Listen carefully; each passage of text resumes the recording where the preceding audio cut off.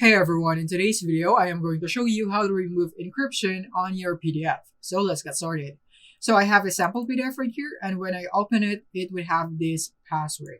So all you have to do is simply open the PDF file and just enter the password of your PDF, just like that.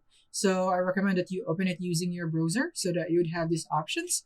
And from here, just click on print button right here. And then from here, make sure that this is Microsoft Print to PDF and click on print. And from here, just simply save it again, whatever name you'd like. So a sample PDF without the password, maybe something like that. Click on save. That's all you have to do. And from here, just open the file that we have removed the encryption in. As you can see, just like this one right here. That's how easy it is. All you have to do is open it and then save it again, and then the password will be removed as long as you save it without putting any passwords or encryption. Thank you for watching.